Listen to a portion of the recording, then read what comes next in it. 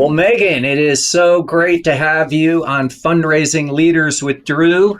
Excited to get to talk a little bit with you and understand some of your successes that you've had, as well as different strategies that you use in your role. So let's jump right in.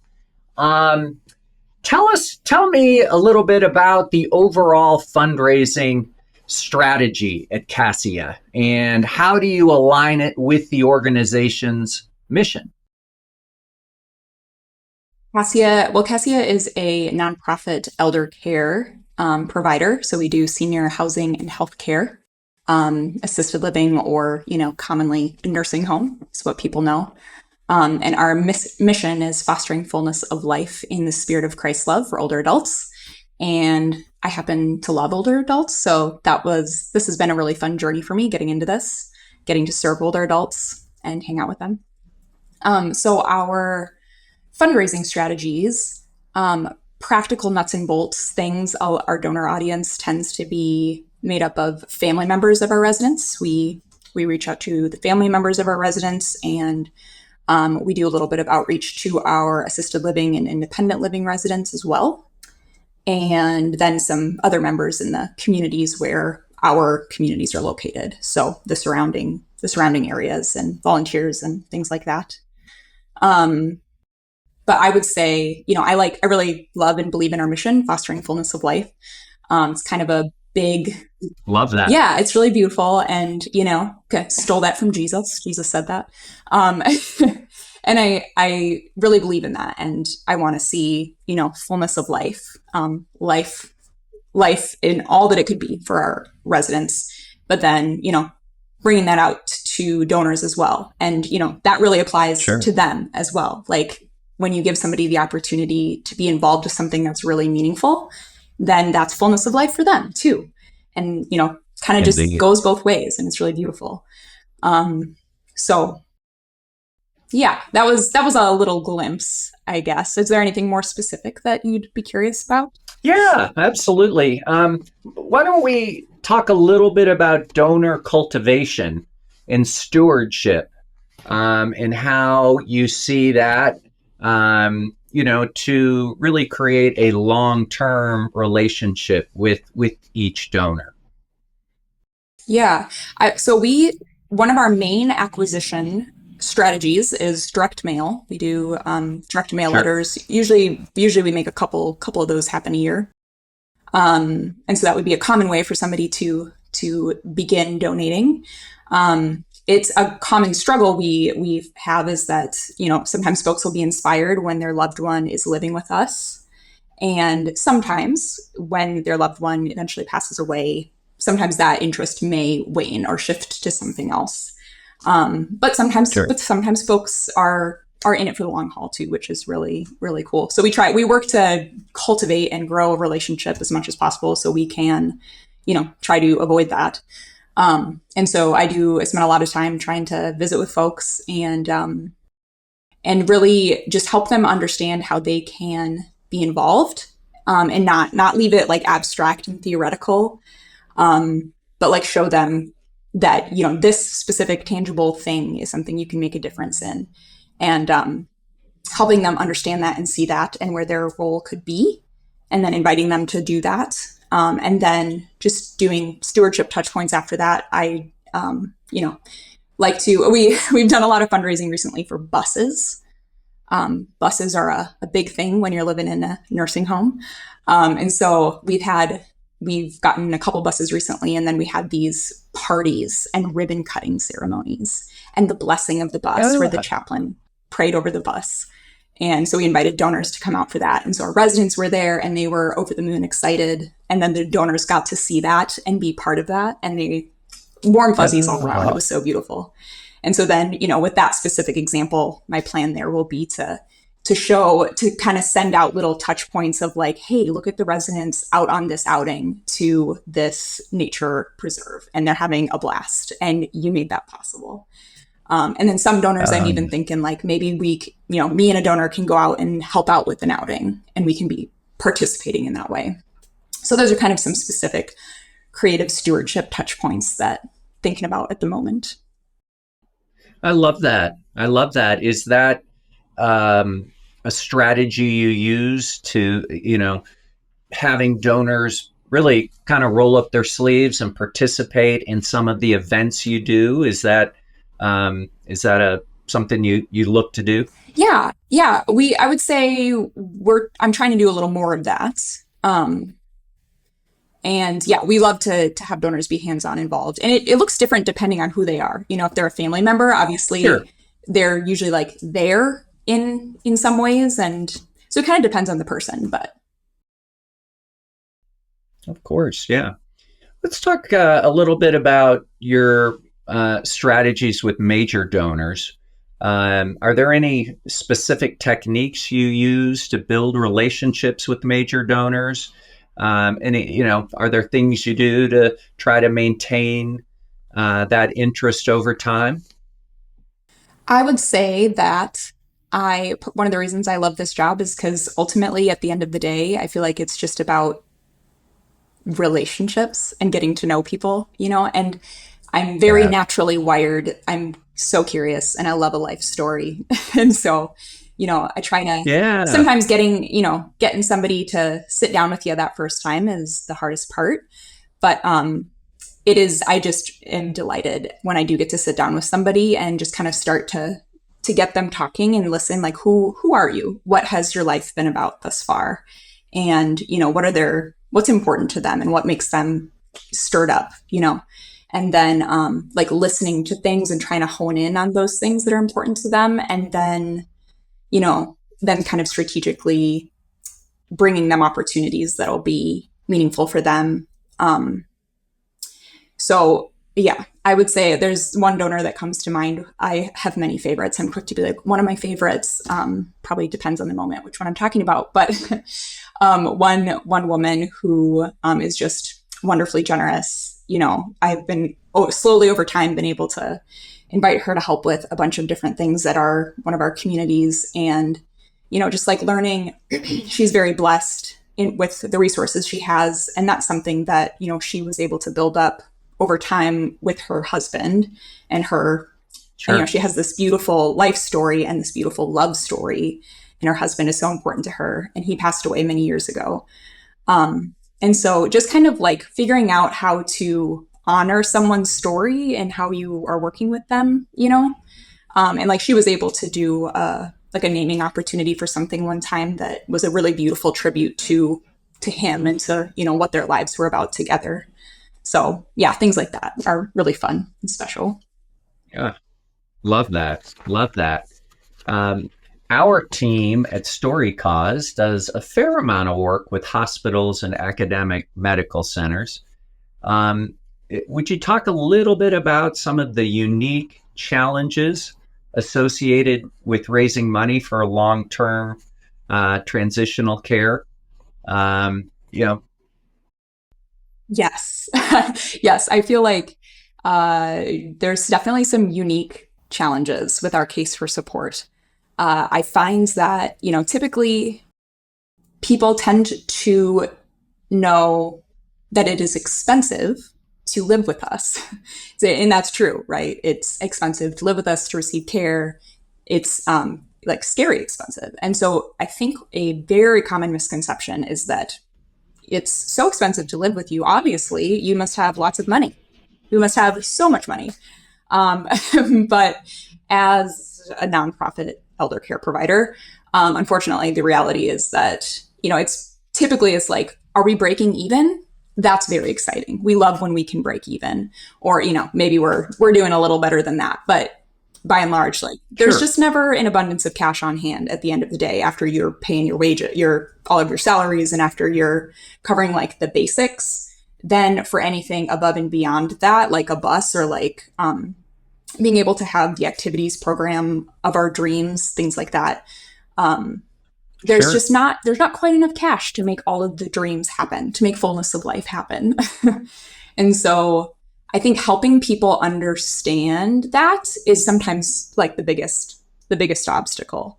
Um, and and I think like, and it's also, we find that it seems to be tricky sometimes it's tricky to get people inspired towards more unrestricted giving because they understand that there's revenue coming in, right? And they know that that's not cheap. But then like helping them see like, well, how do you fit into this complicated puzzle can be a little bit confusing sometimes. So we try to do unrestricted giving when we can, but then we do also do a lot of Sure. like more concrete, like this is a specific need that you can help meet. Wow, love that. Love that.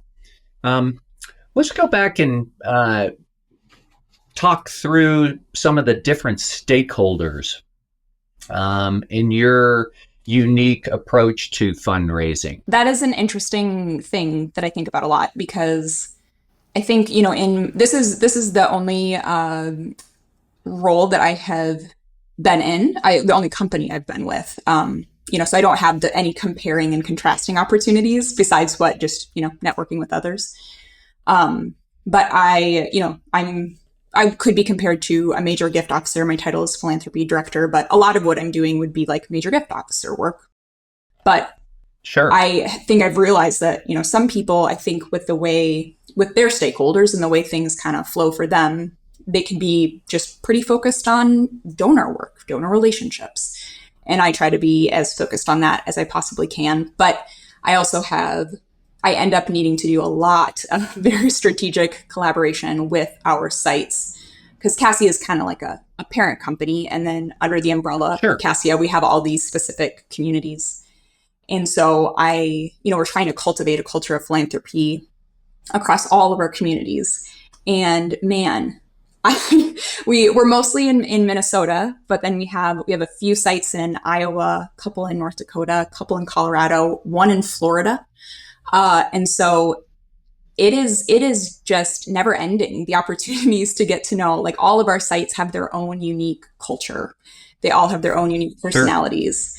And, I grew up in a small town in northern Minnesota. So I used to think, I know a Minnesota small town. I know how the Minnesota small towns work. But I have been humbled. That is not true. Every single Minnesota small town is entirely unique. And it's just hilarious. Like how often I'm like, wow, like yet again, brand new culture that I'm learning here and the just interesting quirks and stuff. So, I feel like I end up having to put quite a bit of time and energy into building trust with my colleagues out at sites and trying to, help them kind of have some of the basics. I want them to have some basics and to have some trust in fundraising and how we might be able to do that. Because of course, a lot of folks have their assumptions that, how terrifying or how like we have kind of negative assumptions about like asking for money, and so trying to like help them see something that is a bigger vision and how beautiful and joyful this can really be. And just equipping them. Like an example is that we try to like figure out how we can get our messaging out and equip even, our CNA who is, caring for a resident, and a family member might say to them, I am just so grateful for how you care for my dad. Like you're amazing. We're so grateful. And sometimes it's common for somebody to say, I just wish there was something I could do. Could I do something? And, how often does our CNA say like, oh, not, you're so kind. Thanks. But we're trying to do things Sure. like equip them to know like, oh, actually there is something you can do, and help them see how they can like let me know that there's a family member that I should reach out to and get to know. Sure. So Sure. yeah, so there's a lot of stakeholders like that end up needing a lot of time and energy. And then, yeah, so I feel like because of that, I'm not necessarily able to truly handle as big a portfolio as like some people might say you should have. But it's a lot of fun to kind of have a Yeah. holistic approach like that too. Mm, love that. How Tell us a little bit about your approach to building that donor pipeline. What's the entry point for there's no typical donor, I get that, but for your donors, how do you see that? We in our organization, we would say we'd start defining a major gift at $1,000. And so that's when a person might kind of come up on our radar for wanting to cultivate or qualify and explore their interest in growing their relationship with us. So yeah, I would say, we look at a lot of data, like what comes in when we send out a direct mail letter and things like that, um, and then try to follow up with those folks and do a lot of outreach so that we can see who's interested in visiting. Um, Sure. we also have leaned into more of a kind of a campaign approach in the last couple of years, which has been kind of fun. Like I mentioned, the buses. So many of our communities need buses lately, so that's usually a goal of about $130,000. So it's kind of nice to give folks something that they can really rally around and get excited about. Sure. Um, and it also is a nice entry point to growing their relationship in a major donor capacity. Um, and so yeah, I also end up doing a lot of time and energy into a campaign style of fundraising like that. Um, and then from there, trying to do really good stewardship um, after we hit a goal, and then kind of prep for the next thing. And that might be some one off needs, or it might be another campaign down the road. Um, so that's kind of how our pipeline tends to look. Our organization has gone through a lot of changes in the last few years. I mean, there's COVID, of course, and we were elder care, so there's that. But then when I first was hired, it was called Elam Care, and it was a much smaller organization. And then a similar size organization, it was kind of ended up coming together and became what is now Cassia. And so there was like years of trying to figure out all of those things and like, oh, how do we bring two organizations together and like what is our identity now? And so much that came with all of the change there. And then the COVID years too. I feel like we've done a lot of growing in our program, which is awesome and really, really fun. But I feel like there's still a lot of growth ahead of us still that we're excited about. So Here, here. You mentioned the bus campaign, which are campaigns, which makes all the sense in the world. Are there other campaigns like that you've used or utilized, or maybe a particularly successful? You mentioned one-off campaigns potentially, or anything else come to mind there? yeah, I also did one thing that might be clarifying to mention is that we do, we fundraise in a site specific way. We very rarely are fundraising as Cassia, Right. because it's kind of like a chapter approach, maybe almost like our donors out in this particular community. They know their local nursing home, and that's who they want to support. And sometimes there might be a little bit of suspicion about like, who is that Cassia? So we spend a lot Sure. of time and energy, honoring the donor desire and donor intent of, helping build their trust in that, like, you can make a difference at your community that and so yeah, so we'll do campaigns like for a specific community.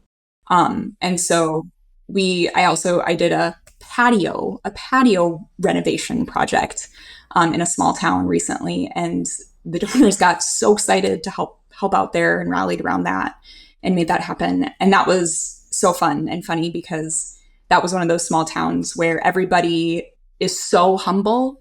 They are so humble that it's hard to figure out like who can and wants to give to things, because they're all doing it so quietly and they just don't need any fuss. But then, we brought this need to the community, and all of a sudden people are just rallying around it. So that was really fun. And then my boss is currently working on a much bigger chapel renovation capital campaign for one of our sites. And ended up tackling that one in phases, even because COVID kind of messed that one up. And then there was major inflation that happened and all this stuff. But there's going to be 3 phases to that one, and he's almost done with phase 2. And so that's I think at the end, that's a multi-million-dollar capital campaign effort. And then a couple years ago, we had right before COVID started. Oh, it's a few years ago now. Wow, time goes fast. One of our nursing homes burned down, which was quite the travesty. Everyone was completely Sure. safe, which was a blessing. But Ah, when we lost that building, and then we did a capital campaign to help with some of the costs of that and rebuild out there. Um, and that was a really beautiful opportunity with that community as well. That was in North Dakota. So yeah, there's a few examples. excellent. Yes, yes, yes. Um, what about a significant fundraising challenge that you faced, and what did you do to overcome it? I have to think so hard because I've hardly ever had a challenge in my life. Just kidding. Let me think for a minute. uh, Well, we can take that out. We can, yeah. If that question doesn't resonate I'm with you, sure I all do have good. something. I definitely do have something. Ah, I just needed some time, but we can circle back if you want. sure, sure, sure. Um, what motivates you, Megan, personally as a fundraiser? And how does that influence your work at Cassia? I am very motivated by being able to make a difference, which sounds so cliche. But my whole life since the time I was very little have wanted to change the world. You know, very melodramatic little child, and would read these grand stories like Lord of the Rings and stuff. And Sure. so my whole life I've just wanted to make a difference. And so I am delighted to have stumbled into philanthropy, because I think a lot of people don't really realize. Like when I tell people what I do, they're always like, "That's a thing." A lot of people don't really know. But I'm so glad that I found this because I mean it really is such a privilege to be able to serve. I mean, I love older adults, and so being able to serve older adults and make life better for them is really really fun. But then it's also super special to me to get to help others see. We can't. So often when the world is full of so many sad, scary, bad things, it can feel overwhelming and depressing, and we feel powerless sometimes. Um, but I think giving people the opportunity to take some action in a way that can really really matter, and you might not be able to solve whatever war in the world, but you can make a donation that is going to bless a neighbor that's closer by you, right? And you can like truly truly bless them. I think that is just a really really beautiful way to help people make their lives meaningful. And yeah, when I was first starting out in this work, and I took a class, I remember in one of the readings it said something about how oftentimes rich people are really good at getting rich and making money, and they are oftentimes not good at living lives, like knowing how to make their lives feel meaningful and like live lives of significance. And so that's what a fundraiser's job can be, is to help them know how to do that. And I was like, that's awesome. I love that. And I feel like, I mean, that's certainly not true of everybody. And a lot of times in our context, we are working with folks who are a little more humble in their giving, right? But I think you do see that sometimes people need some help and need their imaginations kind of kindled, like how, what can you do with how you've been blessed? So it's really fun to get to be a part of that. Here, here, here, here. Love that. So powerful. So powerful. Let's take a few minutes and talk about future trends, things that are happening out there. What trends do you see emerging in nonprofit fundraising? And how are you at Cassia adapting? to the changes? I think I have seen a lot of content about cryptocurrencies, which is interesting to me. I feel like that's one that we haven't felt the need to necessarily figure that out or tackle that yet. But I'm intrigued that I'm seeing that a lot. You know, people talking about like how you work with that, how you accept that, and things like that. I would say that for the most part, we're working with a demographic where that's really not an interest of theirs, at least at this point.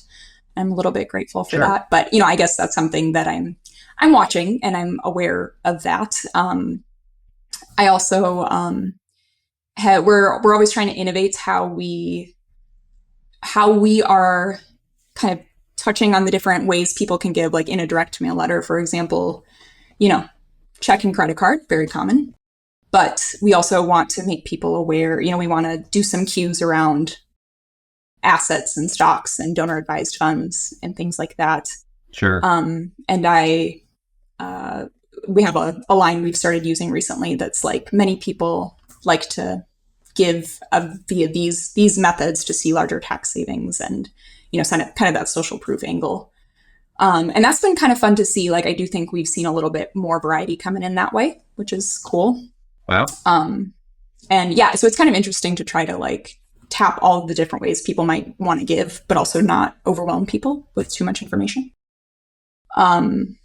So yeah, that I would say, trying to figure out how we can get through to folks who do have those donor advised funds, because I know that has become a bigger and bigger thing in the last few years. Um, I also think like the I don't know yet what this, how things will look in the future, but it has been, after COVID, coming out of COVID and stuff, it was really, really challenging for healthcare and for elder care contexts. Um, and it'll be interesting to see, how some of those things shake out in the future. Um, but we've done some different staff support opportunities, as we're trying to, so many healthcare workers were burned out after COVID, and we lost so many workers. So just trying to be innovative about building up our workforce proactively, and like we have some opportunities where we're really proactively hunting people down and like putting it on their radars. Like, have you ever considered working in a context like this? And then offering them like a CNA class that we pay for, and we can pay a wage when they train and things like that, and then they have a job with us when they finish it. And we've been able to do a little bit of fundraising to support programs like that. So yeah, the tension of the staff shortages in healthcare, I think it is common for a lot of us, and we're trying to innovate around things like that for the future. So there are a few examples. Yeah, super interesting. Are there ways that you try to stay informed about best practices in fundraising? Any resources you might recommend for others in the field? I am on too many lists, email lists, of course. I feel like we all feel that way, I'm sure. Sure. Um, but I definitely like to be strategic and research things, and listen to a lot of podcasts like yours now. And I do, I do a lot of reading on different websites. Um, one resource that I found really helpful is there's a tool called Free Will. Familiar with that one? Yeah, Yeah. I am. And they do some webinars for free that are really, really fun and very helpful, I have found. So I think they're a great resource. And then, they want to sell you their product too, which honestly looks super, super cool. It's a little too pricey for us, but it's a super cool platform. Sure. We also do, yeah, a lot of webinars, and I also have been able to do a few different classes over the years, which has been was really good for professional development with like the Lilly School and things like that. Sure. So, and then some other favorites that I read are Moshianic, the Moshianic blog, and um, Sophie. I don't even know if that's how you say it, but Sophie. Yeah, those are a few examples. Love it. Awesome.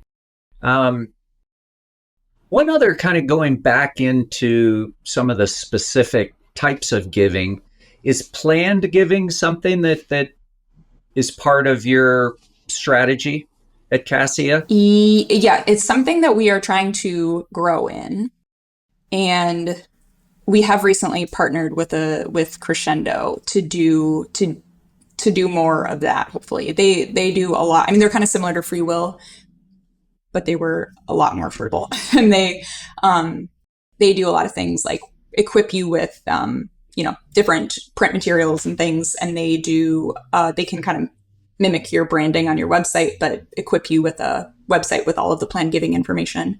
And so that's a recent thing we've done. And so we're just kind of starting out on that. But we're excited to do more intentional marketing around the planned giving. And then yeah, we're definitely, it's part of me and my boss's roles to be working on planned giving. But man, in the nonprofit world, it's hard to make all the things happen, right? But we're hoping to do more intentional growth in planned giving. Love that. Love that. Megan, it has been an absolute delight. Thank you so much for sharing your wisdom and best practices. And look forward to talking with you again soon. Awesome. Thank you.